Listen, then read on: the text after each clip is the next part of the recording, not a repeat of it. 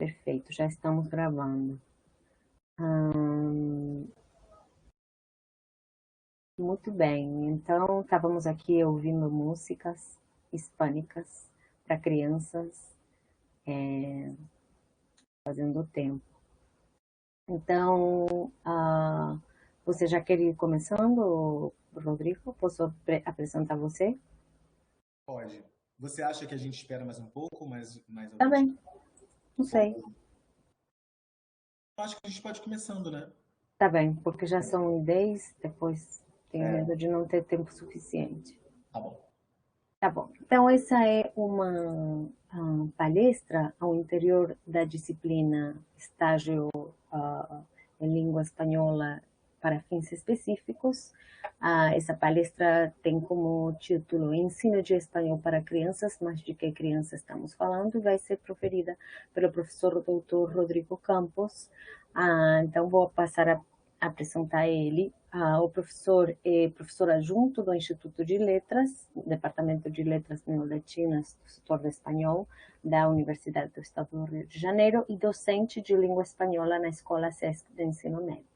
Na UERJ, o professor está como coordenador do setor de espanhol, é coordenador do projeto de iniciação à docência em ensino de espanhol para crianças e do projeto de iniciação à docência em ensino de espanhol para a terceira idade. Doutor e mestre em letras pela Universidade do Estado do Rio de Janeiro, possui bacharelado e licenciatura em letras, português e espanhol pela mesma instituição. Pesquisa questões relacionadas à formação de professores de línguas adicionais, livro didático, análise e elaboração de materiais didáticos de línguas adicionais, ensino de línguas adicionais para crianças e análise do discurso de orientação e iniciativa. Então, o primeiro é agradecer muitíssimo pela presença de todos e todas hoje aqui, especialmente o professor Rodrigo, pela sua generosidade em contribuir com essa disciplina. Então, os alunos prepararam perguntas, eu acho que depois vamos ter tempo para ouvir eles, mas começamos agora, então, escutando o professor Rodrigo. Muito obrigada, professor. Obrigado, Alejandro. Eu agradeço o convite. Deixa eu cronometrar aqui para eu não. Não, não precisa, eu posso É, seguir o relógio aqui, não se preocupe. tá. Bom, boa noite a todos e todas. A gente vai conversar hoje sobre. A minha fala tem esse título, né? Ensino de espanhol para criança. Mas de que criança estamos falando? Por que esse título? Porque é uma preocupação que eu venho tendo desde quando eu tive a experiência como professor de espanhol para criança na Prefeitura do Rio. Pensar o seguinte: primeiro, nós não temos disciplinas que contemplem essa reflexão na formação inicial, né? Então, inclusive, segundo a legislação, a gente poderia atuar com o Fundamental 2 e com o ensino médio. Mas não há uma regulamentação no que tange a nossa atuação como professor de língua adicional no Fundamental 1, que é a faixa etária que eu estou considerando para trazer essa ideia de ensino para crianças. Né? Aqui eu estou falando de uma criança atrelada à escolaridade. E uma coisa que me preocupa muito quando nós que pensamos de línguas de uma maneira geral, e a gente pensa num público, eu observo que dentro da linguística aplicada, a gente não pensa muito sobre o público. Então, por exemplo, ensino de espanhol para criança. A gente vai estudar estratégias de ensino, metodologias de ensino de espanhol. É um estudo muito pautado na metodologia, né, no que dá certo, em como que a criança aprende a palavra, em como que a criança pode produzir oralmente. Mas eu acho que falta um estudo sobre o público-alvo, ou seja, nós precisamos também fazer reflexões sobre a criança e sobre a infância. Geralmente, né, a criança e a infância são pensadas por outras áreas, não por quem estuda letras. É a educação, que vai se debruçar mais fortemente, mas também a sociologia da infância, a antropologia da infância, entre outras áreas. Então, quando eu fui para o doutorado, que eu fiz essa pesquisa, eu fiquei muito preocupado em pensar o seguinte: nós, de letras, que ensinamos línguas para crianças, nós precisamos também reivindicar para a gente a responsabilidade de minimamente ler textos teóricos que falem sobre criança, que falem sobre infância, porque a gente precisa realmente entender como que essas categorias estão sendo pensadas em determinadas áreas do saber, para que isso possa potencializar os materiais que nós vamos elaborar. Então, a minha fala vai gerar em torno disso, né? Que criança a gente está falando? Quando a gente fala de língua para criança, a gente está falando de que criança? Então, para começar, eu queria mostrar para que vocês colocassem, eu vou passar para vocês esse link, eu queria que vocês digitassem lá o seguinte: que palavras vêm à mente de vocês quando vocês pensam na infância? Vou colocar aqui no chat o link. Tá bom? Coloquem lá as palavrinhas que vocês acham interessantes.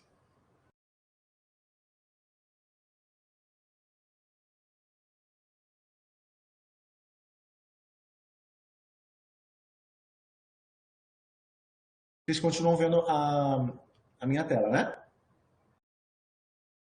Sim, estamos vendo perfeitamente. Sim.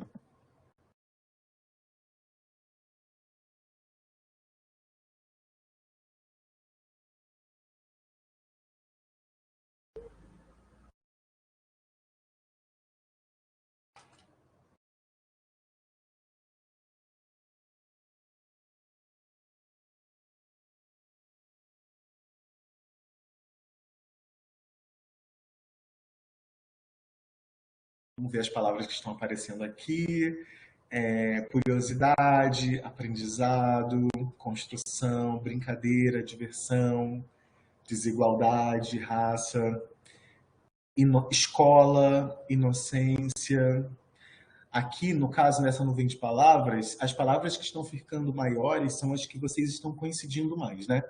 Então, aqui a gente tem uma tendência a relacionar a infância, a diversão e a curiosidade. É o que está se destacando. Brincar, diversão, amor. Então, a gente tem inocência, diversão, brincadeira, curiosidade. Muito bem. Quem ainda não colocou, pode colocar, que depois a gente volta nessa nuvem, tá? Essas palavrinhas é só para a gente poder pensar no que vocês já pensam sobre a infância, porque algumas coisas que foram colocadas ali vão aparecer ao longo da nossa conversa. Agora, uma outra atividade que eu quero que vocês definam criança. O que vier na cabeça de vocês. Criança que podem escrever várias vezes, tá? Então, o que vier na sua cabeça você coloca, tá? Vou colocar aqui o outro link.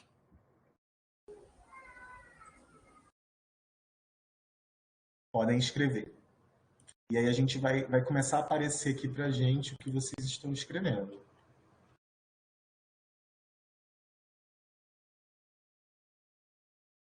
Tô curioso, hein?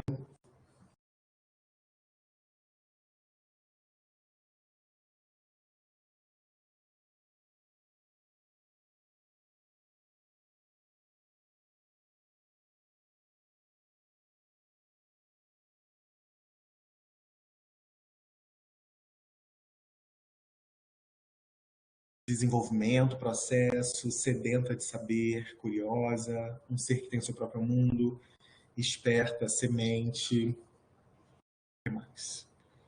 Vítima do contexto, para o bem e para o mal. Mais alguém gostaria de contribuir? Simplicidade, potência. Muito bem. Então, eu queria destacar algumas coisas que apareceram, né, tanto na nuvem de palavras que a gente viu anteriormente, quanto aqui. Me chamaram a atenção a diversão, a brincadeira, essa associação da infância com diversão, brincadeira, inocência. Aqui também, a questão da semente é uma coisa que me chama a atenção. A gente tem a questão do desenvolvimento, a gente tem a questão da curiosidade que apareceu lá na nuvem aqui também, e a questão do contexto. Então, tudo isso que vocês foram levantando, a gente vai conversar um pouquinho agora, tá? Eu quis saber um pouquinho do que vocês entendem por criança e infância, porque é uma pergunta que eu me fiz. Tem alguém com o microfone ligado? É Eu acho sobre... que era eu. Ah, tá. É sobre... Essas foram perguntas que eu me fiz ao longo da minha pesquisa, que é, primeiro, num primeiro momento, né?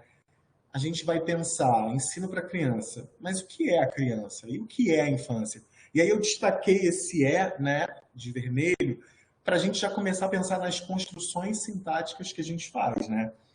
Quando a gente usa o verbo ser, a gente já traz uma carga semântica de essência, de essencialização, achatando os devires. Então, a criança é alguma coisa, né? Será que a gente pode estabilizar a criança e o conceito de infância como se fosse uma coisa única, una? Então, eu fiz um exercício que foi ir ao Google. E lá, que eu convido vocês a fazerem isso agora. Se vocês puderem abrir uma nova aba, enquanto eu estou falando, coloca lá, criança. Depois você coloca infância.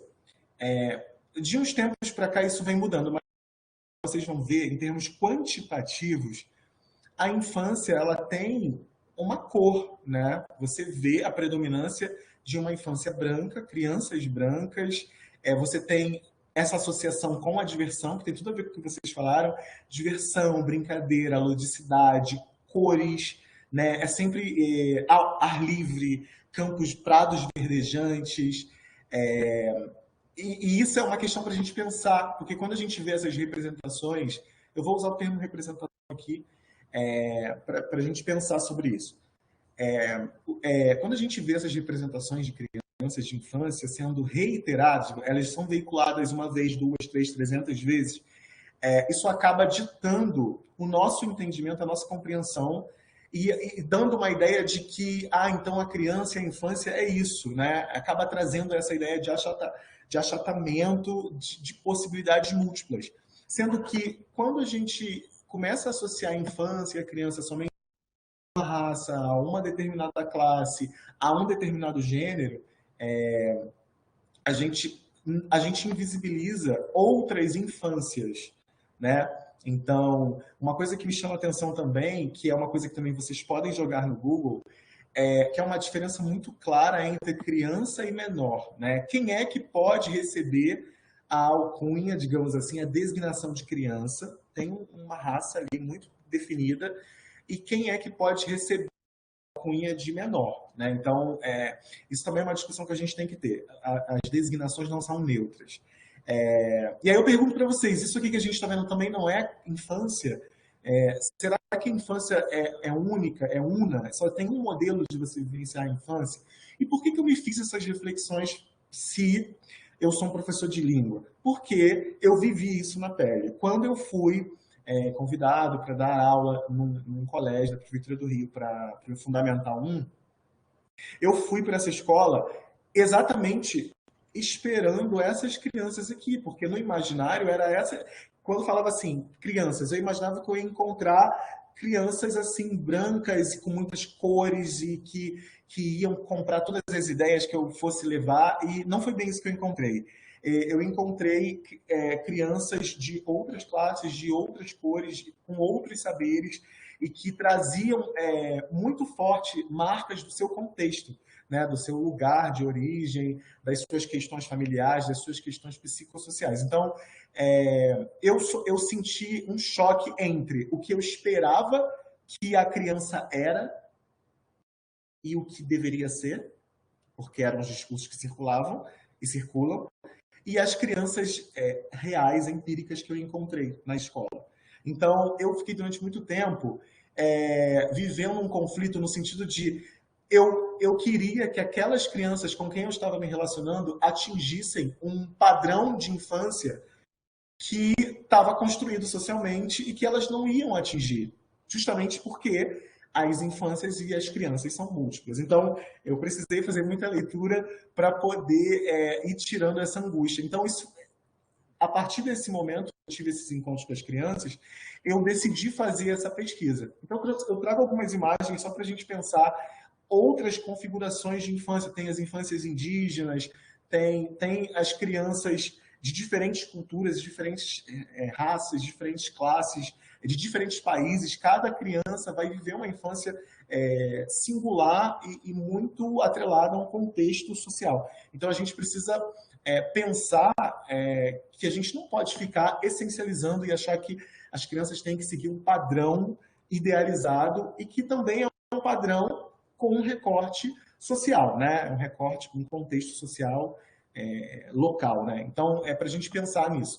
E aí eu li uma autora que é a Clarice Kohn, que ela tem um livro chamado Antropologia da Criança, em que ela usa algumas metáforas para pensar a criança. E essas metáforas são interessantes porque elas falam de ideias que circulam na sociedade até hoje. São ideias de infância e de criança que a gente está aí convivendo. E essas ideias, elas muitas vezes vão direcionar o nosso olhar e para as crianças com quem a gente encontra e as nossas práticas. Então, eu trago a primeira metáfora que ela cita no livro dela, que é a criança como tábula rasa, né? Que também uma outra metáfora que a gente pode associar a essa é a metáfora da criança como plantinha, inclusive apareceu, né? Apareceu aqui nessas atividades que a gente fez agora, essa associação com a planta. E o que seria essa metáfora da criança como tábula rasa? É uma noção que circula na nossa sociedade de que a criança ela é um ser em branco, ela é uma semente, apareceu semente também. Ela é vazia, né? E ela vai sendo regada, construída, é como se ela fosse um papel em branco que vai sendo preenchida ao longo da vida, né? Então, é uma tábula rasa ser instruída e formada moralmente. Essa noção, né, da tábula rasa, ela nos acompanha, né? Quando a gente vai para uma sala de aula e a gente pensa uma aula sem levar em consideração que as crianças já têm algum conhecimento sobre aquilo que a gente vai falar ou sobre qualquer outra coisa. Muitos professores, muitos docentes vão dar aula para as crianças como se elas fossem nulidades, né? Como se elas não tivessem conhecimento algum e o professor todo saber porque é ele que vai preencher as folhas daquela criança. Novamente, eu recorro à minha prática. Eu ia dar aula para essas crianças lá na Prefeitura do Rio e quanto que eu aprendia com aquelas crianças, né? Eu ia com alguns saberes e elas me traziam muitos outros, né? Então, a criança não é uma tábula rasa. A criança, ela tem saberes, a criança, ela está inserida num meio social, sócio-histórico e cultural. Então, a criança está atenta a tudo, tá? Ela está ouvindo, ela está percebendo o contexto que a gente está vivendo. As crianças sabem quem está no governo, quem não está. Então, as crianças elas podem se posicionar. Então, basta querer ouvi-las. Então, é muito importante que a gente esteja atento a essa noção da criança como um ser que não tem nenhuma impressão por si só. Uma outra metáfora que ela traz no livro dela é a criança como paraíso perdido. E aí, essa visão do ser criança e da infância, eu não sei se vocês já ouviram pessoas que ficam falando assim, na minha época que era bom, né? Na minha época o mundo era muito melhor, as coisas eram melhores, porque eu era muito feliz quando eu era criança, eu era mais feliz do que... Né? E a gente fica tentando recuperar esse paraíso perdido, esse momento da vida glorioso, idílico, né? Parece assim, não sei, Nárnia, é um paraíso mesmo, é um Éden. E o interessante, e é que eu trago o poema do Casimiro de Abreu, Meus 8 Anos, que traz esse sentido da infância, da criança como um paraíso perdido. Ele diz, né, que saudades que tenho da aurora da minha vida, né? Essa associação também da infância com o amanhecer e a vida adulta seria o anoitecer, né? Aí ele fala, que saudades que eu tenho da hora da minha vida, da minha infância querida, que os anos não trazem mais. E ele vai trazendo. E o importante é a gente pensar que, interessante, então a infância ela pode ser um paraíso perdido, ela pode ser um momento da vida ótimo, mas a gente precisa pensar que ele vai ser ótimo para alguns corpos, em alguns contextos sociais, e eu diria em algumas raças, né? A gente precisa pensar sobre isso. Não são todas as infâncias que vão ser paraíso perdido, eu posso garantir isso para vocês. Então a gente não pode naturalizar e generalizar. E também essa noção da criança como paraíso perdido, é uma ideia de degradação, né? Uma ideia de se a infância é o paraíso perdido, então a vida adulta é um inferno, né? E como que a gente e como que isso se reverbera na nossa prática, quer dizer, então a gente precisa pensar práticas que vão deixar a criança naquele lugar do paraíso perdido. Ela não vai avançar, ela vai ficar sempre sendo convocada a permanecer naquele paraíso, porque a gente não vai querer nunca que ela deixe o paraíso, né? Essa metáfora dialoga bastante com uma outra metáfora, que é a ideia da criança como inocência. Inclusive, isso apareceu ali no início, né? Essa associação da criança com a inocência, eu trouxe aqui algumas coisas que eu peguei da internet que vão trazendo também esses discursos. É tudo dizeres, assim, dizeres, frases que eu peguei no Google que vão dialogando com essa metáfora. É tudo atual. Então, assim, a Clarice ela fez essas reflexões e você vê isso assim circulando hoje em dia. Essa e essa é como se fosse você colar, atrelar, né, a imagem da criança à inocência, numa perspectiva até de sacralização da infância. Você vê aqui que você tem, por exemplo, muito a associação da criança com a figura do anjo, do anjinho, da anjinha. Aqui, por exemplo, a gente tem criança, algo de inocência, amor e alegria, anjos de Deus que nos ensinam o que já esquecemos. Então, assim, é um período sagrado, né? Eu trago aqui mais alguns para vocês poderem ler enquanto eu vou falando. E, assim, essa metáfora da criança como anjinho, ela também está atravessando a nossa prática. E aí eu queria, assim, com essa conversa, que vocês pensassem, se vocês não dão aula ainda, pensem nas crianças da sua família. Quando você olha para o seu sobrinho, para o seu primo, para o vizinho, você nunca teve essas percepções? Você achar que a criança... Por exemplo, quando você vê uma criança fazendo uma coisa assim um pouco perversa, digamos assim, o que você vai convocar para aquela criança? Ai, tá vendo? Não era para estar fazendo isso. Nossa, criança não faz isso. Criança não devia ter esse tipo de comportamento. Quando a gente fala isso, a gente está, novamente, tendo uma visão essencializada de criança. Entende? Você está querendo dizer que existe um modus operandi de ser criança que é universal e que é asséptico. Ele é um modo único para todas as culturas, para todas as raças, para todos os gêneros, em todos os lugares do mundo. E, claro, eu fui para a escola, quando eu dava aula, com essa visão. Na época eu não lia textos sobre isso, e eu não encontrei essas crianças anjinhos, essa inocência. Eu vi que não era bem assim, né? Novamente, por causa de tudo isso, das minhas frustrações entre o que eu esperava que a criança deveria ser e as crianças que eu encontrei, tudo isso me fez querer ler e pesquisar sobre esse assunto. E ser criança, a gente pode dizer que é um pouco bem problemático, assim, porque a criança ela é discursivizada de maneiras até antagônicas. Ao mesmo tempo que eu tenho a metáfora da criança como anjinho, como ser angelical, como sagrada, tem um outro sentido de criança que circula também na sociedade, concomitantemente, que é a ideia da criança como um demoninho, que é a ideia da criança como um ser a ser domesticado, que é a imagem do ser selvagem que precisa da escola para ser domado, para ser ensinado. É como se fosse um cavalo desembestado em que você precisa domar, você precisa adestrar. E aí percebam que elas são interessantes para a gente pensar, porque, por um lado, pensa na criança como um anjinho, como inocência, a gente pode pensar que, à medida que você vai crescendo, você vai perdendo a inocência. Então, é uma ideia de degradação. Então, na perspectiva anterior, que a gente falou, da criança como um anjinho, nesse processo de sacralização da infância, o adulto, ele está dessacralizado. Então, o adulto ele é uma degradação do ser criança. Nessa perspectiva aqui, é justamente o contrário. A criança nasce como um demoninho, ela nasce como um ser completamente selvagem e que precisa ser domado, adestrado, podado, novamente a figura da planta, né?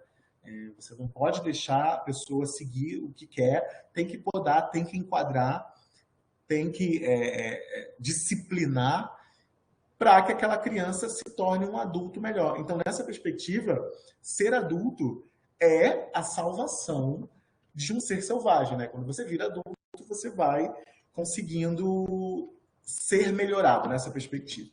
E aí eu trago mais algumas de crianças com o demoninho. Tudo isso são sentidos que circulam. E aí a gente pensa, eu trago aqui o Enigma da Esfinge, né, que está lá no Édipo Rei. Ele pergunta: que animal anda pela manhã sobre 4 patas, à tarde sobre 2 e à noite sobre 3? Né? E falar dessas etapas que a gente vai vencendo ao longo da vida. E aí, depois dessas metáforas todas que eu li lá na Clarice Con, que me chamaram bastante atenção, porque eram ideias que estavam na minha mente e que eu fui observando que circulavam na sociedade, eu me encontrei com Felipe Ries, que é um clássico, que é um teórico que vai pensar a infância numa perspectiva não de essência, mas numa ideia de infância como construção social e histórica do Ocidente. E ele vai propor que a infância, ela não existe desde sempre. Porque quando a gente traz essas naturalizações todas, a criança tem que ser assim, a infância é assim, a gente já está partindo de um pressuposto de que a infância é uma categoria que sempre existiu. E o Felipe Ries, assim como tantos outros autores, vão dizer que não. A infância é uma construção. Inclusive, alguns autores vão falar que a infância é uma invenção, né? Uma invenção moderna. E aí, a construção histórica de um sentimento de infância. O Giraldelli vai falar que a criança sempre existiu, mas a infância não. O que isso concretamente quer dizer? Corpos apequenados sempre existiram, mas não havia um sentimento de que você precisaria ter um período da vida específico com dispositivos sociais para pensar aquele corpo diminuto. Então, na medida em que você tem uma inauguração da ideia de infância, de um sentimento de infância, você começa a ter alguns aparelhos que vão controlar essa infância, como a escola, por exemplo. Né? A escola é um instrumento para você cercear e podar esses seres selvagens que precisam ir se construindo para a vida adulta. Então, você não tem, nesse momento,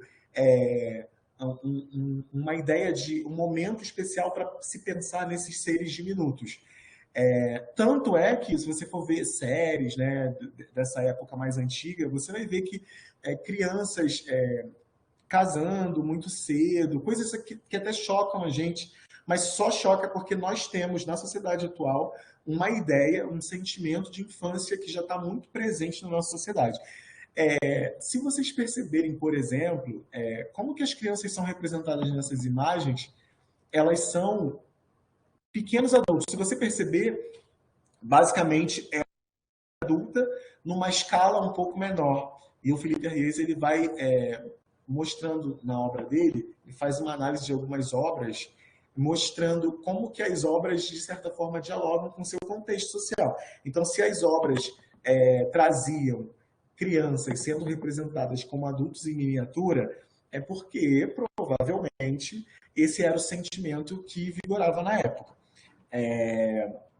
E aí, a gente vê, por exemplo, essas imagens hoje que chocam a gente, né? A criança trabalhando em fábrica. Por que isso acontecia? Porque não havia essa ideia da noção de infância. Então, eram adultos apequenados e, ok, eles podem trabalhar, não há nenhuma questão nisso, né? Não havia nesse sentido. E uma outra reflexão que eu trago sobre ser criança e infância é sobre o termo infantil, né? Essa designação infantil. Quando você por exemplo, você é um adulto, ou mesmo um adolescente, e alguém te chama de infantil, você gosta? Como é que você se sente em relação a isso? Provavelmente você vai se sentir ofendido, né? E aí a gente precisa pensar sobre isso. Por que o termo infantil ele é pejorativo? Por que os adultos se ofendem quando são chamados de infantil? E a Coraça, que é uma autora aqui do sul do Brasil, que pensa também a infância, ela traz uma reflexão muito interessante para a gente pensar sobre o conceito, esse sintagma, o infantil, a ideia de infantil, que na nossa sociedade está atrelada a uma ideia de baixeza. E isso me faz também pensar um pouco na ideia da mulher, né? Existem alguns discursos que circulam na nossa sociedade que são muito... A gente tem que estar muito atento, né? Então, por exemplo, um grande mal da nossa sociedade é qualquer identificação com a mulher. Tudo que se aproxima, e eu estou falando de heteronormatividade, de machismo, qualquer estereótipo de construção de identidade que se aproxime um pouco de um arquétipo de mulher vai ser considerado algo menor na nossa sociedade e as pessoas vão atacar. O infantil, claro que não é exatamente a mesma coisa, mas para a gente poder pensar que essa noção de infantil ela é vista como algo ruim. Então, veja bem, como que deve ser difícil, né, ser criança, porque você escuta discursos em que você é uma planta, que você não pensa, que você precisa ser preenchido ao longo da vida. Alguns vão dizer que você tem que ser um anjinho, outros vão dizer que você é um ser selvagem que precisa ser domado. Ao mesmo tempo que você está numa sociedade que te valoriza, em que você tem YouTube para criança, você tem livro para criança, você tem uma instituição para criança, que é a escola, você tem peça para criança, você tem todo um arcabouço, todo um repertório de práticas voltadas para esse ser, o que poderia indicar, então, que a nossa sociedade valoriza a criança e a infância. Por outro lado, se algum adulto é chamado de infantil, ele se sente ofendido. Então, assim, como que é confuso, né? Como que deve ser confuso? Eu não sei, porque eu não lembro mais. Mas eu acredito que a gente tem que estar atento a isso. Aqui eu trouxe alguns memes que falam sobre essa questão da infantilidade. Então, assim, vamos pensar sobre isso, né? Será que ser infantil é ruim? Será que... Por que a gente associa... Acho que é uma pergunta que a gente tem que se fazer. Por que a gente se ofende quando alguém chama a gente de infantil? Por que essa proximidade com voltar a ser criança nos deixa apavorados, né? Então a gente precisa pensar sobre isso. Tudo isso são reflexões que a Coraça vai trazendo e outros também. Aqui mais alguns dizeres sobre que é muito comum a gente ouvir, né? Por que você não cresce, né? Quando um adulto tende a ter alguns padrões de comportamento que não condizem com uma ideia de adulto, que também é construção. Se a ideia de infância é construção, gente, a ideia de adulto também, né? Quando é que você vai crescer? Todas essas histórias que a gente ouve. E aí, a gente, ancorado em todas essas reflexões, a gente precisa pensar que a criança, ela precisa ter um papel ativo na constituição das relações sociais em que se engaja, não sendo, portanto, passiva na incorporação de papéis e comportamentos sociais. Porque, veja bem, tudo que diz respeito à criança na nossa sociedade é feito por quem? É feito por um adulto. Então, nós estamos numa sociedade adultocêntrica.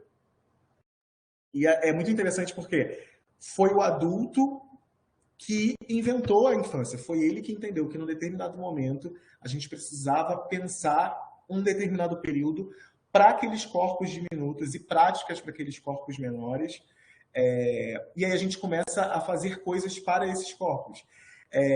Então, por exemplo, isso se reflete no material que a gente elabora, porque quando você faz um material para uma aula para criança, o tipo de material que você vai preparar fala muito mais sobre você do que sobre aquelas crianças. Sobre as suas crenças do que é uma criança e do que é uma infância, do que as crianças em si. Então, é muito importante a gente pensar, por exemplo, antes de preparar qualquer coisa, crianças, o que elas querem, né? Como que elas se veem, o que elas querem estudar, que tipo de material agradaria mais a elas, como que elas querem se reconhecer naquele material. Então, a gente basicamente isso, para a gente pensar. Em medida, as nossas concepções de infância e de criança moldam os materiais didáticos que usamos e que produzimos em nossas salas de aula, né? Nossas aulas de língua adicional para crianças. Eu trouxe aqui um exemplo que é, assim, basicamente uma coisa que acontece bastante em livros didáticos que circulam e que são publicados aqui no Brasil.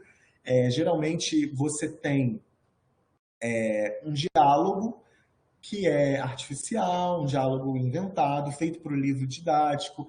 Vocês podem observar que não tem nem criança, não tem nem pessoas, né? São ilustrações, quer dizer, a criança vê por meio de uma ilustração, ela nem vê fotografias de outras crianças como ela. Isso é uma questão, mas a gente observa que, basicamente, você tem aqui um objetivo de ensinar uma certa quantidade de palavras a cada lição. É um ensino bem pautado numa perspectiva estruturalista, né? Então, você tem esses diálogos aqui que não aconteceram, e eu circulei as palavrinhas que estão aparecendo. Fotos, apareceu quantas vezes? 3. Oceano, 4, 5. Selva, cascada, túnel. E aí você tem vários estímulos sobre a mesma coisa. Então, por exemplo, escute e repite. Aí tem outro diálogo artificial, a criança vai escutar, vai repetir. Observe em circulado, que são as mesmas palavras. Foto, rio, isla, carretera, praia. Depois, observa, completa e escuta. As mesmas palavrinhas. Aí aparece uma tabela de verbo do nada, completamente descontextualizada. E é uma coisa que tem muito nos livros para crianças são os adesivos. Geralmente são livros caríssimos, né? Que tem assim uma folha de revista, eles têm um trabalho editorial assim plástico bem interessante, são materiais muito bonitos. Geralmente na parte final você tem os adesivos. Então esses adesivos são usados para a criança poder associar a palavra à imagem. Vejam que são as mesmas palavras que vêm aparecendo desde o início da lição. Né? Lago, rio, cascada, praia. É um conhecimento geográfico, o que é válido, mas por que é feito dessa forma? Por que é feito só no nível lexical? Você não expande isso nunca para uma produção textual, seja escrita, seja oral. A criança não se posiciona em relação ao que ela está aprendendo. É basicamente quantificação de léxico. Cada lição vai ensinar um certo número de palavras, porque na nossa sociedade está internalizado, né, de que aprender língua é aprender palavras. Porque as palavras você pode quantificar. E aqui vocês observem que as atividades continuam. Aqui você tem uma atividade de verbo, quer dizer, o aluno vai, a partir dessa tabelinha aqui, ele vai conseguir preencher essa lacuna aqui com o pretérito perfeito. A gente não sabe para que serve o pretérito perfeito, a gente não sabe, primeiro, por que o aluno precisa aprender o pretérito perfeito, o que ele vai fazer com isso, mas está aqui a atividade. E a gente tem algumas palavras que se repetem.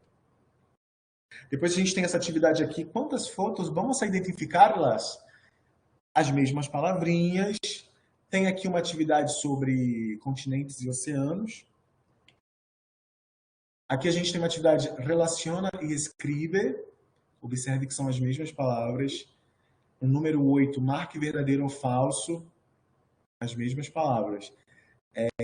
Geralmente, quando eu mostro, esse aqui é um exemplo. Eu estou mostrando uma lição para vocês. O livro tem lições e segue a mesma estrutura. Então, assim, quando eu mostro esse exemplo para pessoas, assim, professores, graduandos, geralmente as pessoas se incomodam, mas elas ficam assim, nossa, mas eu já entendi. E as crianças, elas falam a mesma coisa. Se você pegar essa lição e levar para os seus primos, para uma escola, vai chegar, a primeira atividade ele vai fazer, na segunda ele vai fazer, na terceira ele vai falar assim, tio, eu não aguento mais. Porque não tem, você tem vários estímulos diferentes para fixar sempre a mesma coisa. Né? Não acabou, tá? A gente tem essa atividade aqui, ó, observa as figuras e descubra que é diferente na segunda. Adivinhem vocês o que é diferente? As mesmas palavrinhas. É o túnel, o rio, cascada, montanhas. Depois circule o intruso. Depois busque as palavras na sopa de letras, são as mesmas palavras. Ou seja, é realmente uma ideia de fixação, de você... Se você não aprendeu, não, é impossível não aprender com essa lição essas palavras, porque é tanta repetição, é tanta reiteração. E a pergunta que eu faço é, isso aqui fala sobre uma imagem de infância que a gente tem, uma imagem de criança. Quando eu falo de imagem, eu não estou falando de representatividade. Exatamente, eu não estou falando assim, porque faltam negros nos livros. Até faltam também, mas aqui falta tudo, né? Falta criança, inclusive, porque só tem figura. Mas, enfim, não vou nem entrar nesse mérito. Quando você faz atividades assim e leva para a sua sala de aula, você tá levando com você as suas ideias do que é uma criança e você está reiterando aquilo. Você está dizendo para elas, olha, vocês só conseguem aprender um punhadinho de palavras por dia e de maneiras repetitivas. É só isso que vocês conseguem fazer. É isso que você está dizendo para os seus alunos. E aí eu trouxe um exemplo lá da oficina, nem pedi autorização da Thalita, mas vou mostrar, que Vocês estão vendo a minha tela? Sim, professor. Tá. Já estou concluindo, tá? Isso aqui é uma atividade que a gente fez na oficina de espanhol para criança, que nós estamos desenvolvendo online. E a gente fez, só para vocês entenderem um pouquinho de como que a gente pensa. A gente trabalha com uma ideia de língua para também se comunicar, né? Não só. É para você se posicionar, é para você pensar o mundo. Então, por exemplo, aqui os alunos, eles fizeram uma atividade como se fosse uma rede social interna da turma. Na verdade, aqui tem 2 turmas. Eles colocaram a sua foto, se apresentaram, e o mais legal é que eles tinham que comentar um no post do outro. Então, eles comentaram, eles falavam, esse é um prazer, é encantado, muito gusto. E é interessante também porque a Thalita, né, que é a professora, e também a Audrey, por exemplo, que é voluntária, todo mundo participou, eu também coloquei a minha fotinho aqui, e aí a gente interagiu um com o outro como se a gente estivesse numa rede social.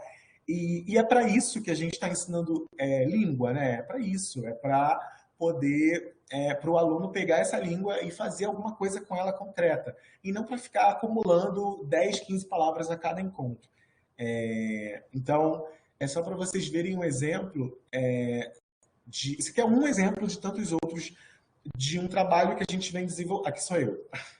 De um trabalho que a gente vem desenvolvendo com as crianças, que é colocar as crianças. A gente está ensinando espanhol, mas a gente quer que elas façam sem. Elas falam, elas respondem perguntas, elas jogam, se for o caso, elas fazem apresentação, apresentam a família. Então, a gente está ensinando língua. Língua adicional é isso, né? Língua para poder adicionar essa língua ao seu repertório mesmo. Então, para concluir, o que eu defendo no ensino de língua adicional para crianças, né? Eu defendo menos infantilização, entre aspas, das crianças. O que é uma infantilização? Que até dialoga com uma ideia da Corazza, que ela vai dizer que é a ideia de permanência da infância. Quando você leva atividades que tendem ao mais fácil, ao mais simples, tudo crença nossa, tá? A gente acha que a criança ou gosta ou só consegue coisas que são mais simples e mais fáceis. Isso você está evitando que ela possa se desenvolver. É como se você estivesse sempre puxando aqueles seres para ficar no mesmo lugar. Se você não complexifica os estímulos, essa criança não vai se desenvolver cognitivamente. Então, você precisa dar estímulo para ela se desenvolver. Então, é muito importante a gente complexificar as nossas propostas. Então, a gente defende menos coisas simplificadas e mais fáceis, digamos assim. A gente não quer também palavras descontextualizadas, ensino estrutural da gramática, uso de textos artificiais, e nem trabalhar com uma ideia de essência, de criança é assim ou tem que ser assado. A gente quer mais ancoragem social e histórica no ensino de língua adicional. A gente quer o ensino de língua a partir de e para compreensão de textos orais e escritos, não só para compreensão, para expressão também. A gente quer que eles produzam textos orais e escritos, mas a gente quer que esse ensino seja feito sempre com textos autênticos, textos que realmente circulam na sociedade. Uma outra coisa que a gente precisa falar aqui brevemente, que aí já seria outra palestra, é a ideia de que a gente está trabalhando na nossa oficina com uma ideia de ensino de língua para o aqui e para o agora. A gente não está trabalhando com uma perspectiva neoliberal, assim, a gente está preparando vocês para o futuro, a gente está preparando vocês para quando vocês estiverem lá no ensino médio, vocês já vão saber passar no Enem. Não, eu não estou preocupado com o futuro, ainda mais depois da pandemia. A gente não sabe nem o que vai acontecer com o nosso planeta, com a nossa vida. Então, assim, o que essas crianças podem fazer com o espanhol agora? O que importa para a gente é isso. O que você pode fazer aqui e agora com a língua que você está, com a língua com a qual você está se relacionando? A gente também está entendendo a criança como um ser político, né? Uma criança que é um sujeito como nós, pode sim se posicionar desde que ela seja oportunizada a falar. Porque o que acontece é que a gente. Ah, e a criança não fala, as crianças não se posicionam. Que espaços as crianças têm na nossa sociedade? Existe algum fórum para a criança na nossa sociedade? Quando o prefeito, vou falar do prefeito porque é local, quando o prefeito decide alguma ação para a criança, as crianças são chamadas? Existe um fórum? Elas opinam? As crianças votam? Elas decidem alguma coisa? Então, é claro que a criança vai ser lida como um ser que não sabe se posicionar, porque ela não tem um espaço para isso. Mas é só você ir para a sala de aula que você vai ver o quanto que essas crianças têm. Elas pensam muitas coisas, e na sala de aula é que elas falam, né? É ali com a gente que elas botam para fora isso, porque é o único espaço que a sociedade reserva para elas, que é a escola. Entender a criança como um devir, não como uma essência. A gente parar de achar que a criança tem que ser de um jeito ou de outro, e pensar que eu preciso ir ao encontro das crianças e me despir do que eu acho que a criança tem que ser, para que eu me abra para o que ela é efetivamente, para o que ela pode ser ali no encontro, e entender que cada criança é um ser único, que vai ser único, porque cada contexto é único. E aqui é uma outra coisa que eu quero me debruçar um pouco mais sobre isso futuramente, que é ter um olhar interseccional para as crianças. E aí a Alejandra pode falar um pouco melhor sobre isso depois. Né? É pensar essa criança. Eu não me debrucei sobre isso na tese, e é algo que eu quero começar a conversar mais com as pessoas, de pensar essa criança, sempre pensando a criança assim. Falou em tá, mas criança o quê? Criança indígena, criança negra, criança branca, é criança refugiada, é refugiado da onde? Porque se o refugiado for da África, ele vai ser tratado de um jeito. Se a criança refugiada for árabe do Afeganistão, ela vai ser tratada de outro. Se for um refugiado do Canadá, é outra história. Gênero, classe, acho que a gente precisa olhar para isso, né? Porque só olhando de maneira interseccional, eu acho que a gente vai conseguir parar de essencializar as crianças e as infâncias. Então, para terminar mesmo, nós, como professores de espanhol para crianças, não estamos dando aula para uma infância que está pronta, que é atemporal, essencializada, onde lá. Não é isso. E também eu não gosto muito de pensar que as nossas práticas didático-pedagógicas reproduzem sentidos de infância. Eu não gosto muito da ideia de reprodução. Eu prefiro pensar assim: nós somos produtores de infância e de sentidos de criança em nossas práticas. Né? Por meio das nossas práticas, nós estamos. Se eu acredito que que a infância, a ideia de infância é uma construção social e histórica, que a criança é um devir, que ela não tem uma essência, então essa criança e essa infância, elas são múltiplas, diversas, e elas podem ir se modificando de acordo com as práticas desse momento que a gente está entendendo como infância. Então, nós produzimos infância por meio das nossas práticas. E aí eu deixo agora uma pergunta, né? A responsabilidade é grande.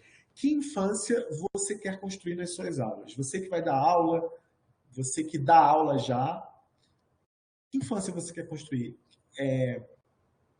Por meio dos materiais que você leva, por meio dos materiais que você produz? Então eu acabo com essa pergunta, trago uma fotinho dos meus alunos lá do CAP. Eles já devem estar enormes, porque essa foto é de 2015, então eles já são adolescentes hoje.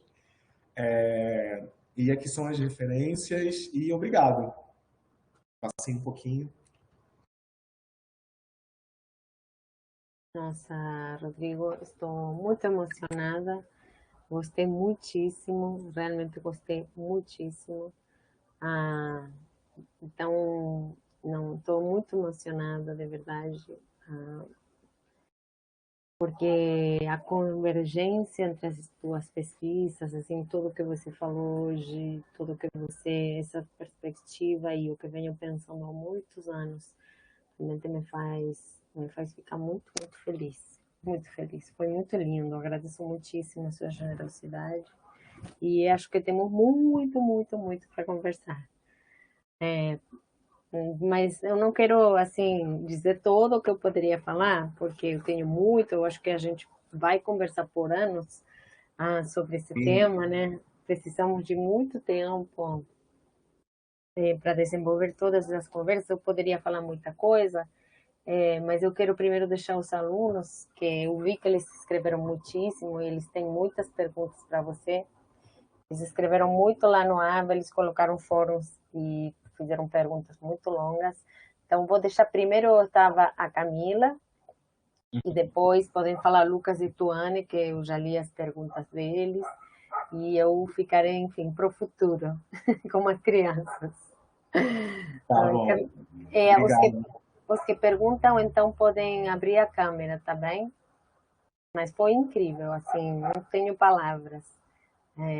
Como falei, assim, anotei muitíssimo. Se você pudesse ver minhas anotações, Vamos conversar, então, sobre. pois é, muita coisa. Camila, você quer falar? Oi, gente. Boa Pode noite. abrir a câmera. Boa noite.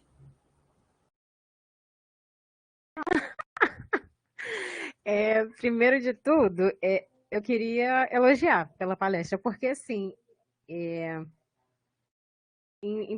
primeiramente eu não pensava em me inscrever, mas aí, por conta do laboratório, né, e eu acho que a gente está meio que entrando nesse mundo das crianças, eu achei que era interessante eu participar e, nossa, apareceu muita coisa aqui que eu nunca tinha parado para raciocinar. E me empolgou muito ouvir tudo. Apesar de, né, de eu não ter a pretensão de ser professora, mas tem sempre criança por perto, né? E aí eu fico pensando no meu comportamento com elas, né? Que algumas coisas eu preciso repensar também. E, na verdade, eu não queria fazer uma pergunta exatamente, mas uma opinião mesmo do Rodrigo sobre o seguinte. Eu não sei se é uma sensação minha, se é ilusão diante do tempo que já passou. Mas quando eu estava lá na classe de alfabetização, lá pelos idos de 93, 4, eu lembro da gente fazer esse tipo de exercício, como você mostrou, né, de fixar palavras, mas no caso da língua portuguesa, eu lembro de sempre ter rolado, assim, de sempre ter sido cobrado pelos professores de alguma forma que a gente produzisse textos também, né? Escritos ou em debates da turma. E aí me pintou a dúvida do seguinte: por, por que a gente faz esse tipo de, de atividade, né? Realiza esse tipo de atividade dentro da sala de aula para a língua portuguesa e a gente não pode associar isso à língua estrangeira? Eu não sei se é por conta, né, do português ser a nossa língua materna e daí a gente supor que o aluno já tem um domínio, né, da língua e ele pode produzir textos mais avançados e tal. Eu queria saber o que você pensa sobre isso, se você concorda e Então, você. se. Sim, Pode, sim. pode falar, desculpa. Não, deixa eu ver se eu entendi. Você quer saber por que esse trabalho geralmente não aparece nos livros didáticos de espanhol para criança? Quer dizer, por que fica sempre no âmbito do léxico? É isso? Pois é, porque eu acho que realmente a gente perde muita coisa, né? O aluno ele não está aprendendo para decorar palavras, ele precisa saber se comunicar. E mesmo sendo criança, eles têm muito a dizer, né? Como você mesmo falou. E em português a gente faz isso o tempo inteiro. Por que não Sim. nas línguas estrangeiras? Então, isso tem a ver com a perspectiva teórica que os autores dos manuais com as quais eles trabalham, né? É um entendimento de que, gente, isso está completamente atrelado. Eu nunca escrevi sobre isso, mas é uma reflexão que eu tenho há algum tempo. Isso, para mim, está atrelado a uma lógica neoliberal de codificação de coisas. Por quê? Porque quando eu coloco o meu filho num curso de inglês, vou usar o exemplo do inglês porque é o mais comum, coloco meu filho no curso de inglês com 6 anos de idade, 5 anos de idade.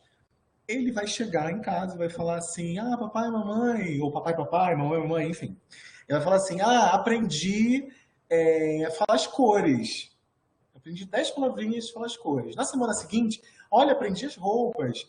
Então, os responsáveis eles têm um retorno assim, muito concreto do que você está aprendendo, você consegue quantificar.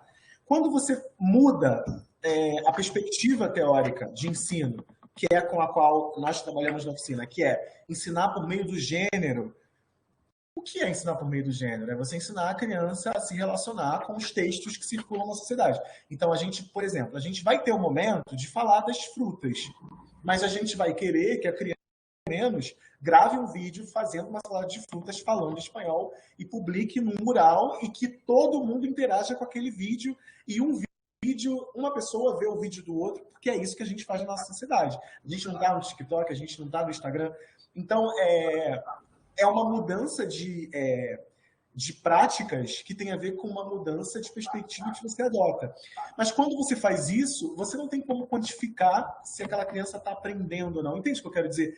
É uma impressão que eu tenho, eu não li isso em nenhum lugar, mas é uma impressão que eu tenho que quando você vai quantificando, você consegue dizer assim, a criança sabe as cores.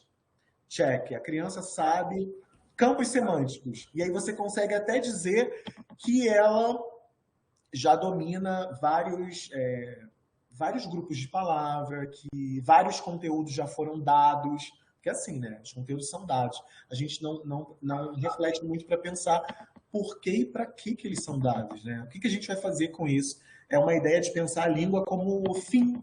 Na verdade, não é língua, a gramática. A gramática ela é um meio, né? A gramática, o vocabulário é meio para algo maior. A gente, basicamente, essas crianças estão ali na oficina para poder falar de si, falar do outro, contar histórias, descrever o mundo, para poder, por exemplo, seguir um TikTok que fala espanhol e ela poder interagir. É isso, é para se relacionar com o mundo. Então, mas eu acredito que essa questão da quantificação está muito atrelada a essa noção de que você tem que dar uma devolutiva para os responsáveis. É uma impressão que eu tenho. Eu diria para você que é possível se fazer tanto que a gente faz. As nossas crianças produzem texto, né? Esse Padlet, por exemplo, que eu mostrei, é uma produção textual. Agora, a gente tem que também pensar o que a gente está entendendo como texto. Porque, por exemplo, já que a oficina funciona na internet, eles produzem Padlet, eles produzem... Eu não sei se já chegaram a produzir algum vídeo, mas assim, a gente está tentando trabalhar já com essas linguagens da internet, né? Eles podem produzir memes, mas essa produção textual, ela pode acontecer. Só que às vezes os materiais... Às vezes não. Quase sempre os materiais não vão propor. Para complementar, já estou querendo, se quando eu vi você, a palestra, eu comecei a pensar em fazer assim, criar um doutorado juntos, tipo, temos que criar, obviamente, na UERJ não existe um doutorado sobre estudos da infância, né? Uhum. Então, isso tem que ser criado, gente. Agora estou pensando em escrever um livro, porque o que você está falando tem muito a ver com coisas que eu tenho pensado em relação, ou seja, você sabe que nos retratos da leitura, nessa pesquisa que existe, né, anual, agora já há muito tempo que não sai novamente, mas ela nota a diferença de outras nações, que no Brasil se lê muito em lugar de por prazer, para fins específicos, seja profissional, para uma utilidade. A ideia de que as pessoas leem, ou seja, na verdade o livro mais lido no Brasil é a Bíblia, por longe, né? Mas que depois desse livro central, as pessoas leem muito por utilidade. Por exemplo, para melhorar no trabalho, então essa coisa de uma espécie de olhar tecnicista é o que você está indicando aí. Sim. E que a língua adicional vem justamente cair nesse poço, digamos, de um olhar muito tecnicista, que eu diria que é contraproducente, né, no ensino. Né, porque essa coisa quantificada, que também eu como mãe vejo, né, as outras mães às vezes perguntam, mas quanto que eles aprenderam? Por que eu não estou vendo mais, assim, dos resultados? E as escolas muitas vezes, olha, isso é um processo, né? Isso é um processo. Então, nada, se eu continuo falando, eu vou falar toda noite, Rodrigo, mas quero dizer que minha total admiração por você, pelo que você está falando, pelo que você está fazendo, pela tua pesquisa, assim, já estou assim morrendo de vontade de fazer coisas com você. Vamos trocar figurinhas. Mas eu vou deixar agora assim, tudo, né? Tudo. Essa questão me parece muito interessante. E talvez o fato de aprender uma língua adicional ainda bem mais atrelado a essa coisa profissional, técnica, né? Ainda mais que o português, né? Me parece que isso é muito provável. A gente poderia fazer uma pesquisa de, né, entrevistas com pais e eu acho que essa coisa pode ser muito, inclusive eu, por exemplo, minha mãe foi, assim, para minha mãe, a ideia de mandar ao filho a estudar inglês era uma coisa muito atrelada com o futuro profissional, né? Sim. Então, essa coisa das línguas adicionais para as pessoas tem muito a ver com essa coisa técnica, essa coisa tecnocrática, e também com essa unidirecionalidade que você está colocando aí sobre a infância, né? Essa estrutura lineal da infância, que só vale quando é adulto, que só vale quando chega lá, que só vale quando consegue um trabalho, então tudo é em relação com o futuro, essa futuridade que tantos autores têm criticado em relação com a questão da sexualidade, com a questão do trabalho também, porque tem assim, estudos hoje em dia e grupos enormes de pessoas argumentando que as crianças também têm direito a trabalhar, se elas querem, né, em trabalhar com isso, né, em questionar um pouco essa construção da criança como oposta também ao mundo da responsabilidade do trabalho, porque de fato em muitas culturas elas não estão ausentes desse mundo da responsabilidade do trabalho e muitas vezes isso é importante para eles, né? Se você estuda, por exemplo, o caso das crianças migrantes, para eles é muito importante poder trabalhar e migrar para poder trabalhar. E muitos, inclusive, ajudam nessas migrações clandestinas. Então, quem é você para vir dizer que a criança não trabalha? Né? Então, como você falou, né? Até que ponto a gente está dando voz para essas crianças ou estamos simplesmente apagando o que elas acham que precisam?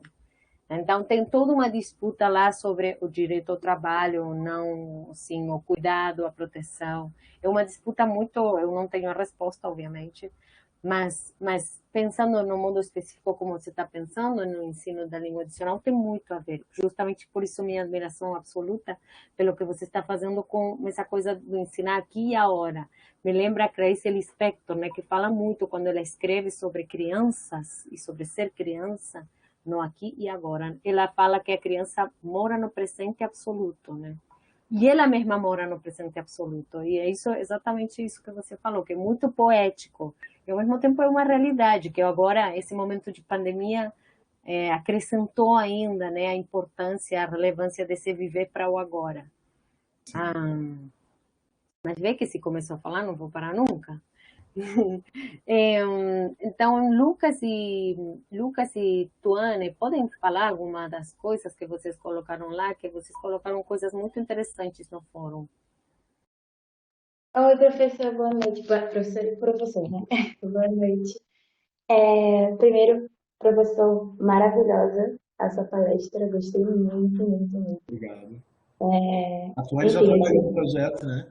É isso que eu ia falar, eu já tive a oportunidade de estar junto com o senhor no projeto também, foi uma experiência incrível, apesar de, infelizmente, eu não ter podido ficar dentro de sala de aula, né, muito tempo por conta da pandemia, mas o pouco tempo que estive foi incrível, eu gostei muito da experiência, as crianças eram incríveis. Enfim, gostei muito da palestra e me impressionou o fato do tema de eu ter gostado tanto do tema. Assim, eu nunca tinha parado para pensar, eu até ia comentar isso, que agora que eu estou terminando a faculdade, né, graças a Deus, finalmente, prestes a terminar, eu não tinha nunca parado para pensar nesse tema. Como professora de espanhol, né, eu pretendo fazer pós-graduação, mestrado, enfim, eu preciso saber, né, o que eu vou pesquisar, a área que vai me interessar mais, enfim. E eu nunca tinha parado para pensar simplesmente nessa perspectiva, né, assim, da infância, de pensar o nosso papel como professor também, obviamente, mas como a gente ensina, né, não só para os adultos, porque eu tive muitas experiências com adultos. Hoje em dia eu dou aula para adultos, eu nunca, somente no seu projeto eu tive a oportunidade de trabalhar efetivamente com crianças e eu não tinha nunca parado para pensar, cara, eu posso pesquisar sobre isso, sabe? E eu gostei muito, muito mesmo. E a professora Alejandra disponibilizou para a gente um texto seu, que é Língua Estrangeira para Criança, um ensino para o futuro ou para o presente. E eu li, eu achei incrível, eu achei super fácil de entender. Você usa palavras bem, assim, que acho que qualquer pessoa que lê consegue entender o que você está querendo passar. Isso me fez querer ler tudo, porque estava sabe, estava simples. Enfim, eu gostei muito. E aí a primeira coisa que, como eu disse, né, eu estou terminando a faculdade, estou querendo descobrir alguma coisa aí para eu pesquisar, para eu, enfim, alguma área, né, que me interesse de fato, enfim. E aí eu queria saber o que impulsionou. Você já falou um pouco no início, né, do que fez o senhor entrar nesse mundo aí, mas eu queria saber um pouquinho melhor do que o impulsionou a pesquisar, né, a escrever também sobre o tema. E se o senhor lembra, acho que você falou um pouco no início, se você lembra do momento que o senhor, assim, despertou para isso, assim, pô, eu posso pesquisar sobre isso, eu posso falar sobre isso, sabe? Uhum. Tuane, muito obrigado. Antes de responder a sua pergunta, eu queria falar sobre a escrita, né? Eu queria agradecer. Praticando na tese, que foi orientada pelo professor Bruno Deus dará, maravilhoso. Bom que fica gravado. Ele é incrível, eu tenho uma grande admiração por ele, me ajudou muito. E eu negociei com ele a escrita, eu queria fazer uma tese que fosse fácil de ser lida. Qualquer pessoa, você não precisa ser um especialista para ler, porque como eu estudo gênero, eu penso muito nisso. Eu não quero fazer uma tese que, por exemplo, um professor, um estudante de graduação, tem curiosidade sobre o assunto. Ele vai pegar a tese, ele não vai conseguir tirar nada dali. Então, eu quis fazer um texto realmente... foi proposital. A gente quis desenvolver uma escrita que fosse muito, assim, acessível, né? E, geralmente, eu venho praticando essa escrita, então, os meus textos são bem tranquilos, assim. Eu gosto de escrever como se eu estivesse conversando com você mesmo. Então, eu posso mandar para a Alejandra a tese e aí ela repassa para vocês. Por exemplo, essa palestra que eu estou aqui conversando com vocês é um capítulo da tese. Tem muita coisa lá, tem as entrevistas com as crianças, e aí vocês vão ver, porque a minha pesquisa foi assim, na verdade, são duas pesquisas. Eu primeiro analisei duas coleções didáticas de livros de espanhol para criança. Depois eu peguei essas mesmas coleções, levei para as crianças da oficina do CAP e elas analisaram as coleções que são direcionadas para elas. E eu analisei o que elas falavam sobre o livro. Então, era como assim, uma análise da análise. E aí, então, foi um trabalho assim bem grande, mas foi muito legal. Essa parte da conversa com as crianças está lá. Então, esse artigo que vocês leram dialoga mais com a conversa que eu tive com as crianças. O que a gente conversou hoje é um capítulo mais de reflexão mesmo sobre conceitos de infância. Então, eu posso mandar para vocês darem uma olhada, respondendo a sua pergunta. Eu trabalhava na Prefeitura do Rio com o Fundamental 2, tive uma oportunidade de migrar para o Fundamental 1 para dar aula numa outra escola. E quando eu cheguei a essa escola, eu tive uma grande inquietação. Por quê? Porque eu simplesmente não sabia o que fazer com essas crianças. Por quê? Eu nunca tinha tido nenhuma disciplina sobre ensino para criança, ensino de língua para criança. Eu nunca tinha tido nenhuma experiência. Eu brincava dizendo assim, gente, eu não conheço, as únicas crianças que eu conheço são os meus sobrinhos. Assim, eu nunca faço ideia de como que você ensina alguma coisa para criança. E aí, como é que eu resolvi isso? Eu comecei a olhar para o que os professores de inglês faziam. Então, porque o inglês já estava consolidado na rede, então eu olhava o que eles faziam, eles usavam um livro, que na época era um livro de uma instituição privada, eu não gostei muito disso, então eu falei, então eu não quero seguir por esse caminho. Mas por qual caminho eu sigo? E aí eu fui buscando os meus referenciais teóricos. Por isso que é muito importante vocês que são graduandos terem sempre essa mentalidade. A nossa prática sempre está ou deveria estar de maneira consciente embasada por perspectivas teóricas. Então, eu busquei no meu arcabouço assim, o que eu acredito como língua? O que eu acredito? Para que você ensina uma língua? Quais são as minhas crenças? Para que você ensina a língua para alguém? Por que essas crianças precisam aprender espanhol? Nesse contexto. E aí eu fui me fazendo algumas reflexões e eu cheguei nessa conclusão de que elas precisavam saber língua para se comunicar. Então a gente começou a trabalhar com gênero, mas o pulo do gato foi quando eu comecei a trabalhar também com uma abordagem cultural. Eu percebi que falar de questões culturais e apresentar outras narrativas, a gente trabalhou questões indígenas, povos originários da América, a gente trabalhou a questão dos artistas, né, a Frida Kahlo, entre outros. Isso tinha um grande apelo. E então eu fui um pouco me guiando por crenças que eu tinha do que eu achava que deveria ser interessante para aquelas crianças, mas claramente eu entendia que eu precisava pesquisar sobre aquilo. Eu fiz algumas pesquisas para buscar textos sobre isso, que eu queria ler, e eu encontrei muita coisa sobre inglês. Existe muita coisa sobre inglês para criança, mas o que é incrível, porque eles estão pensando o ensino para criança. Não encontrei muita gente no mundo hispânico, né, no hispanismo brasileiro falando sobre isso. Eu encontrei basicamente uma autora no Sul, que agora não vou me lembrar o seu nome, mas eu li a dissertação e a tese dela.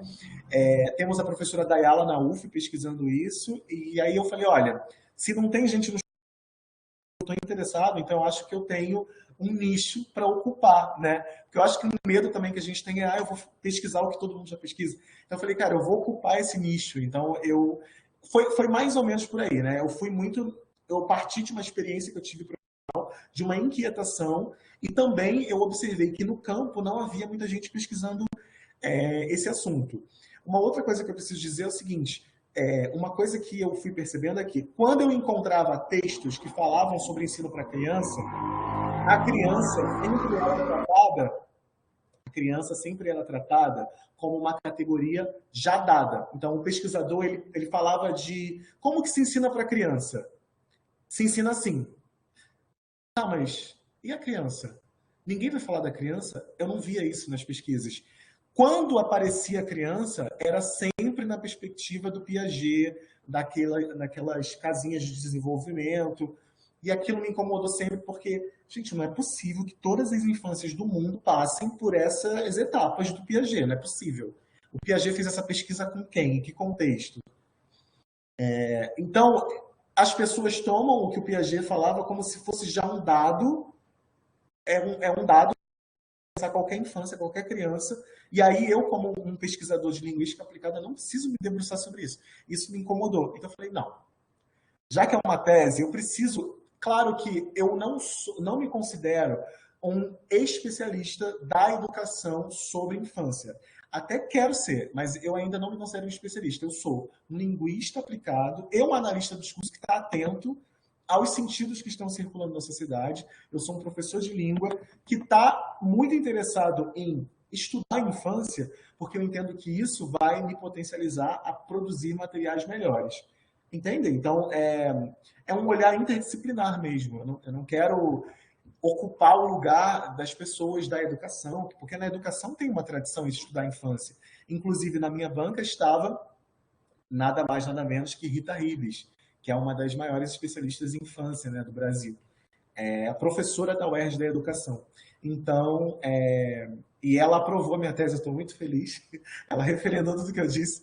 Então, eu estou indo por um caminho que eu acho que é bem legal, assim, e que realmente não tem professores de língua pensando a infância do jeito como eu estou propondo. Então, realmente, eu acho que eu estou seguindo um nicho bem diferente. E agora, Alejandra, a gente pode somar essas discussões. Quanta sintonia, quanta sintonia. Eu também, quando eu escolhi esse espaço, foi em parte pelo vazio, né? Eu era muito insegura na hora e a faculdade de letras era tudo muito assim na Argentina, né? Assim, todo o que se podia falar, né? E o que não se podia falar, como literatura, com maiúscula e tudo. E eu, então, fui, isso ninguém pesquisa, infância, literatura infantil, ninguém pesquisa isso. Eu vou aqui, né? E deu muito certo, também estou muito feliz com essa escolha, e aí é que fui aprofundando cada vez mais para as ideias sobre a infância que estavam lá. Então, é muito difícil ter que resumir tudo nos próximos 5 minutos, tudo o que eu quero dizer, e eu vou continuar sem dizer nada, porque eu quero dar a palavra para o Lucas. Então, Rodrigo, vamos ter que marcar reunião, enfim. Sim. Lucas? Obrigada, professor. Foi ótimo. Ótima resposta. Obrigado. Eu tô apaixonada aqui. Tô apaixonada. Tô assim babando. Obrigado. Muito, muito bom, muito bom. Lucas, você quer falar? Temos 5 minutinhos até. Consegue me Sim, ouvir? sim. O áudio tinha travado. Bem, eu li o artigo do professor que fala bastante sobre isso e, primeiramente, eu achei muito interessante porque o professor foi meu coordenador em alguns estágios que eu fiz e a gente sempre teve uma interação mais objetiva, né, ali do ensino. Eu nunca tive esse contato com essa parte, né, esse lado do professor mais existencial até, que eu vi uma questão existencial nesse texto. Eu acho interessante o que o professor falou agora, que tem muito pouca atenção e relevância, né, nesse foco para as crianças, e eu acho que isso é um dos motivos que acontecem catástrofes de vários sentidos nas sociedades. Porque normalmente todas as catástrofes que acontecem nas sociedades são feitas por adultos. E esses adultos muitas vezes têm essas atitudes que geram catástrofes por causa da infância e do que eles aprenderam. E eu acho que a infância é tão importante, né, que até nos estudos de psicologia e psicanálise, eles mostram que os adultos, grande parte da atitude dos adultos, os traumas, tudo foi causado pela infância. E isso me lembra também uma frase que eu nunca esqueci do Nelson Mandela, que ele diz que ninguém nasce odiando alguém pela cor de pele, mas essa pessoa aprende a odiar, e da mesma forma que aprende a odiar, ela pode aprender a amar também. Eu fico pensando no caso, né, do apartheid da África do Sul. Todos os racistas que causaram aquele sofrimento foram crianças que cresceram aprendendo a serem racistas, mas não nasceram assim. A mesma coisa aconteceu nos Estados Unidos, com Martin Luther King lutou, e a mesma coisa aconteceu também com Hitler, quando na Segunda Guerra Mundial, né, pregou aquele ódio pelos judeus, e inclusive a história da menina Anne Frank. Eu lembro que alguns anos atrás eu fui no consulado da Angola e conversando com um homem que era um senhor lá, com intimidade, para resumir, conversando com ele da história da Angola e tudo mais, ele falou para mim que ele com 16 anos participou da guerra. Eu acredito que foi da guerra colonial, da independência de Angola de Portugal. E aí agora eu pensei no Salazar também, que foi provavelmente uma criança que aprendeu que existem povos superiores aos outros, no caso da Europa, que coloniza, né, as outras pessoas. Então, a infância, na verdade, ela tem um eco muito forte, e eu concordo isso com o professor, isso que o professor falou, que eu acho que a gente tem que sim se atentar à realidade das crianças, porque as crianças de hoje vão ser os adultos de amanhã. Agora eu trago para a atualidade, professor, e é uma parte que você falou do seu texto, que eu achei muito interessante numa pergunta que você fez: por que os alunos querem aprender espanhol? E vários deles falaram que porque eles queriam viajar, porque eles queriam trabalhar, e é importante para o estágio, e aí é isso que a gente está ensinando para as crianças hoje. E eu vejo que os adultos de hoje vivem essa época da produtividade, do workaholic, e ao mesmo tempo é uma pandemia de ansiedade e depressão e de estresse. E esses adultos, nós hoje, esses adultos, fomos crianças. E essas crianças vão ser esses adultos que vão entrar nessa loucura desse mundo capitalista de produção e tudo mais. E aí essa é a minha provocação, na verdade, saber o que o senhor acha disso, professor. Dessa relação do mundo hoje, que é preocupante, né? Essas crianças que você relatou no artigo, que querem estudar espanhol pensando numa utilidade de futuro, mas não pela essência das coisas, quais adultos, né, que a gente vai ter daqui a alguns anos? Como é que a gente pode, talvez, mudar isso? Obrigado, Lucas, pela pergunta. Bom, realmente, primeiro, a gente precisa pensar no local onde essa pesquisa aconteceu, tá, Lucas? Só para a gente não cair naquela ideia de essência que é o que eu estou combatendo. Aquelas respostas foram conseguidas porque eu estava conversando com crianças do CAP UERJ, que ali você já tem um recorte, né? Quem são as crianças do CAP UERJ? Em grande parte são filhos de servidores da UERJ, de professores, inclusive, não vou falar isso não porque está gravando, enfim. Então, são crianças que vão à Disney, são crianças que viajam, porque tem pais, servidores, doutores que podem proporcionar isso àquelas crianças. Uma coisa que eu quero fazer é voltar eu quero replicar essa pesquisa que eu fiz no CAP, mas eu quero fazer numa escola pública, numa outra área da cidade, onde você tem uma outra configuração de criança, um outro recorte de criança. E aí eu quero saber, isso é uma inquietação mesmo, será que outras crianças também vão trazer esse discurso de aprender para viajar, aprender para o emprego? Eu tenho uma ideia de que sim, mas eu gostaria de ver isso, né? Eu não sei, eu acho que por isso que é muito importante a gente olhar para a criança de maneira interseccional. Não sei se a gente vai encontrar as mesmas respostas, mas de uma maneira geral, eu poderia dizer que a criança, Lucas, ela não está crescendo para entrar no mundo nessa lógica neoliberal. Não, ela já está. No momento em que você matricula o seu filho com 5 anos no curso de inglês, em que a propaganda do curso diz para o seu filho ser alguém. Tem um artigo que está para ser escrito, eu tenho várias ideias na minha cabeça, falta tempo. E tem um artigo que eu quero escrever, não roubem essa ideia, tá? Que eu quero analisar as publicidades de cursos de idiomas para criança. Eu já coletei um monte, é incrível, é incrível. Fantástico, não vou roubar, mas é fantástica a ideia. Não se incrível, preocupe, não vou roubar nada, professor, nada do que você está falando, mas são ideias fenomenais. É uma coisa incrível. É sempre assim, o que se fala nessas publicidades é sempre assim, para o seu filho se tornar alguém, para o seu filho ter um futuro, para o seu filho se destacar no trabalho. E assim, são cursos para crianças, tipo assim, 5, 6 anos.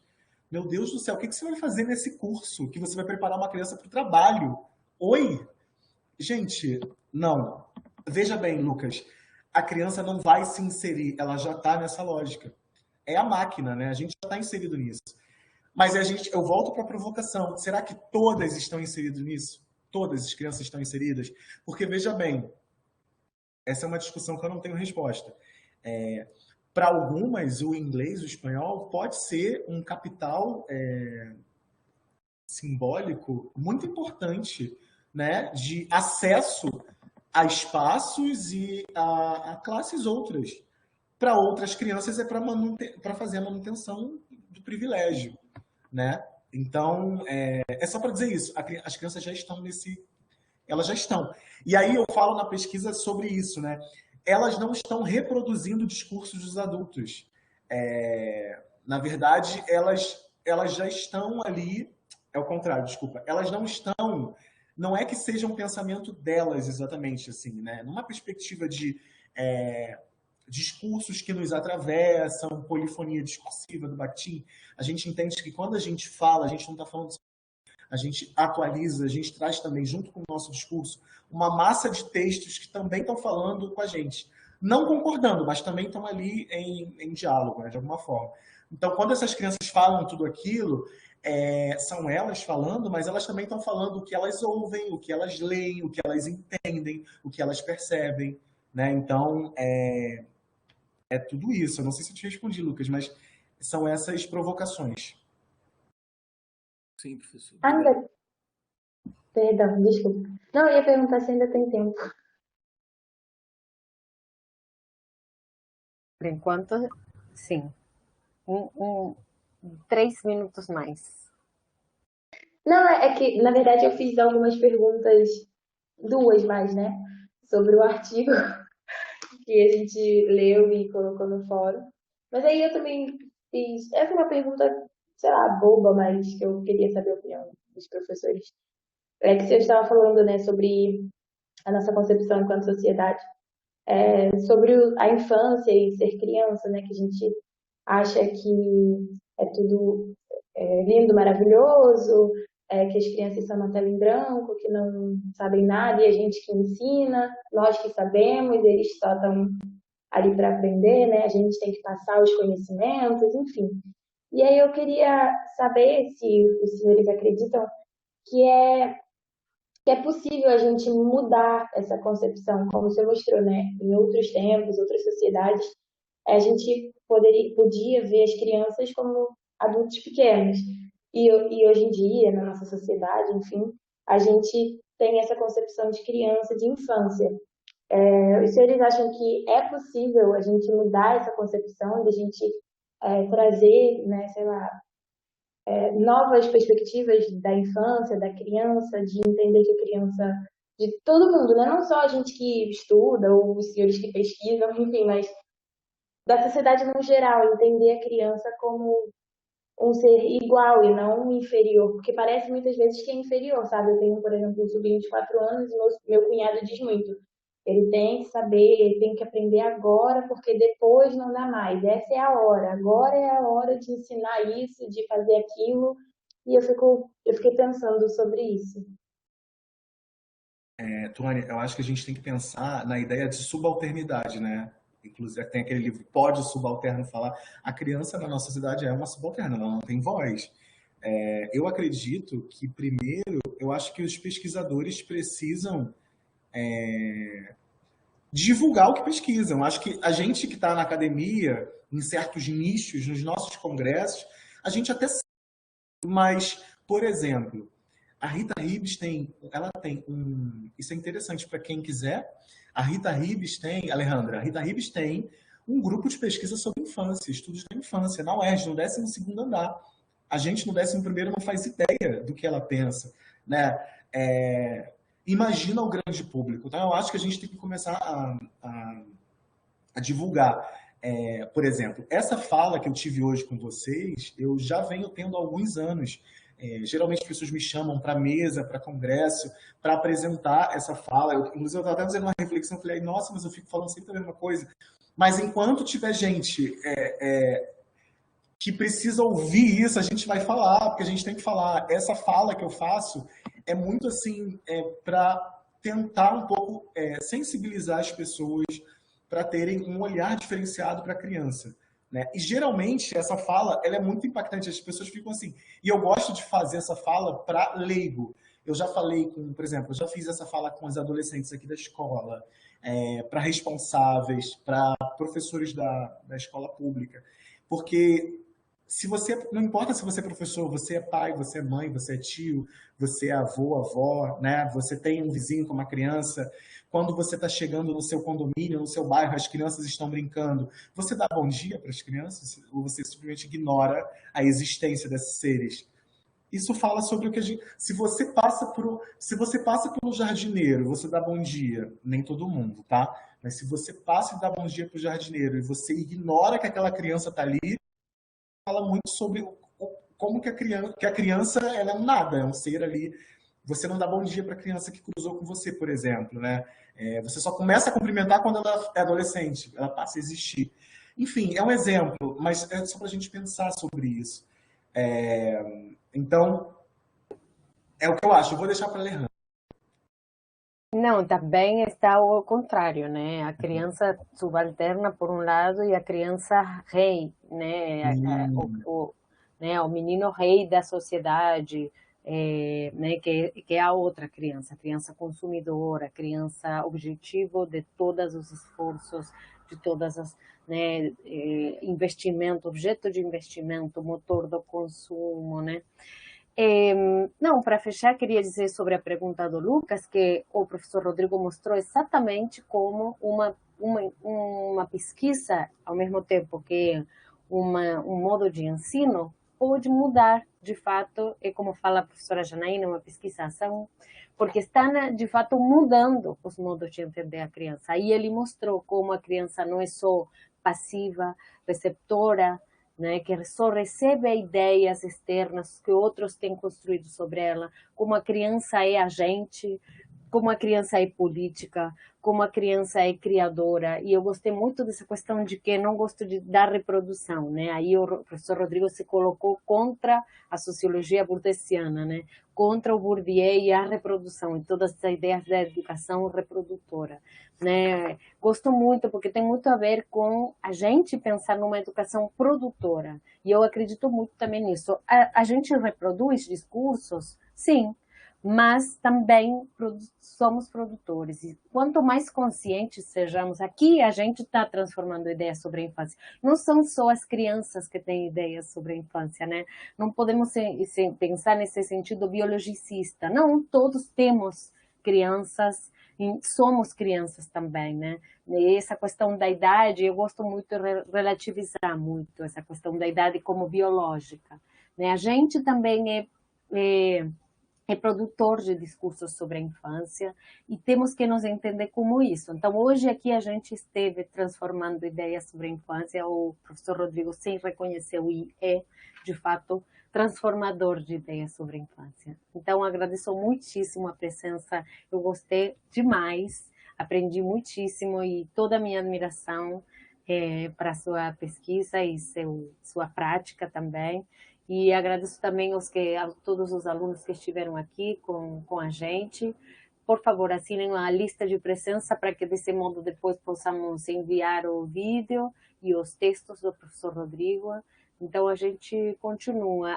Convoco vocês a participar das atividades do OLE, o projeto coordenado pelo professor Rodrigo, de ensino para crianças, e também as atividades do Laboratório José Martí, que justamente pensa nestas questões, né? Então, eu acho muito, muito adequado termos começado nossa primeira atividade como laboratório José Martí. Estou muito orgulhosa de ter tido a presença do professor Rodrigo aqui para nos ajudarmos a pensar no agora, né? Muito obrigada. Muito obrigado, Alejandra, pelo convite. Obrigado a todos e todas que estiveram aqui. E estou à disposição. Posso deixar o meu e-mail. A gente pode trocar. Se vocês quiserem conversar mais sobre isso, a gente marca uma roda de conversa. Eu posso passar também algumas pesquisas sobre ensino para crianças, né? Perfeito. E é isso. Precisamos de pesquisadores nesse assunto. Então, o mestrado está aí. Eu não estou na pós, mas posso indicar algumas pessoas que poderiam Não, e também na na especialização. especialização, sim. A gente precisa de pessoas realmente que possam ir contribuindo para esse campo e para divulgar esses E saberes. a gente criar os espaços. Cada vez mais é mais importante a gente criar os espaços que a gente quer. Então, Sim. vamos começar por aí. Então, podem escrever para a gente. Sim, vou deixar também aqui meu e-mail. E vamos continuar para fazer um núcleo disso, de pessoas de letras que estudam sobre a infância. E eu acho muito, muito, muito relevante. Muitíssimo obrigado a todos. Boa noite. Eu acho que vou encerrar aqui, e aí encerra automático a gravação, se não me engano. Tchauzinho, pessoal. Boa noite. Tchau, boa noite. Tchau, boa noite. Obrigada. Adorei. Tchau, gente. Obrigada. Tchau, tchau. Tchau, tchau. Obrigado, hein?